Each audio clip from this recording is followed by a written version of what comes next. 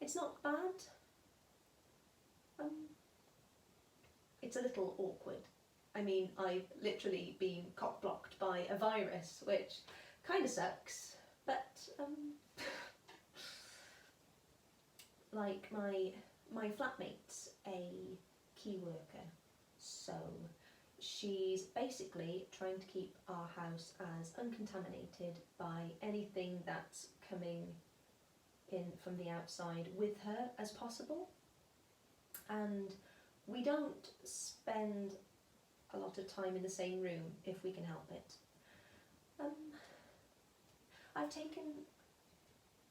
I now walk her dog for her, so she doesn't really interact with him either, and I think that's probably killing her more than it's killing me.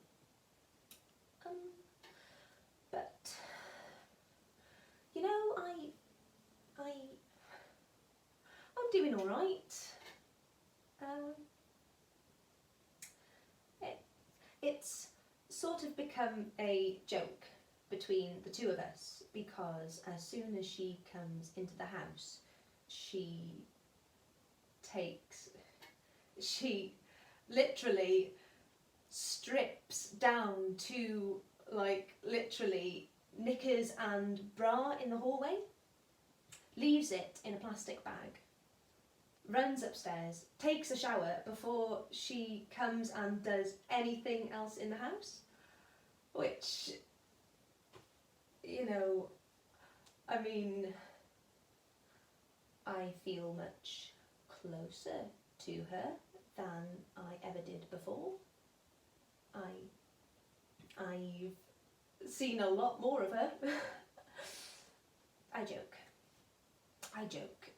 It's a shitty joke, but I think we're just both trying to keep each other sane, and the dog is helpful for that, because he at least is just always a nice warm presence. So basically everyone should either get a dog or a cat. Highly recommended. I don't really mind, because I tend to sit in the house most days anyway while the kids are at school. Can't get my jobs done while kiddies are at home, so that's a bit of a bummer. But apart from that, no change really, apart from not being able to go to the shops when I want. But not all the shops though, because they're not open. Homeschool, yeah. She's upstairs doing her test right now. She's doing a SAT. She's going to high school in September. So it's the worst time for COVID-19 to be around. Missing all the good things. I think so. Yeah.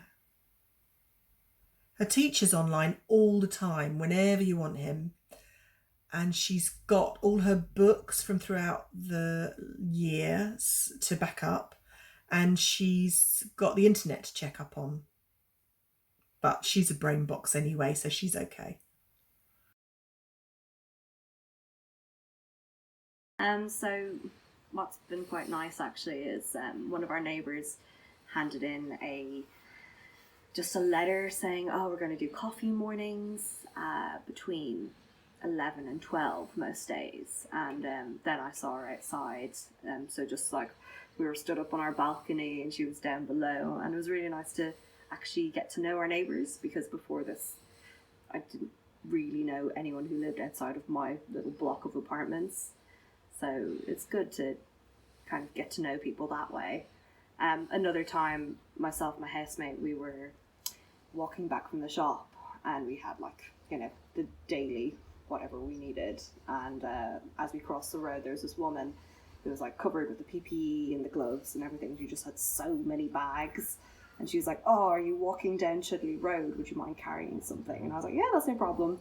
So I just grabbed the bag of eggs and actually ended up walking past my house and all the way down, and just got to chatting with her and asking her, like, you know, was she working from home or that kind of thing. So in a way, the lockdown has actually helped me get to know my neighbours, which is quite nice. I personally think it's very mind-blowing how quickly and completely many of us seem to adapt to this way of life. How things that we thought were important are in fact not so much. Jobs, money, takeaway and fast food, new clothes, nights out. And how clearer the need for family and friends has become now we can't see them. The thought of becoming ill when you're alone, maybe going days before someone realizes you're off the radar, it's scary. But also there are more birds around, or have I just become more aware of them? Rivers are cleaner, the sky seems more blue. I've never been big on environmentalists, but now I can see their point as pollution has cleared with less air and road traffic. I haven't been to a shop in weeks and don't miss it. Maybe we've all had a chance to reevaluate.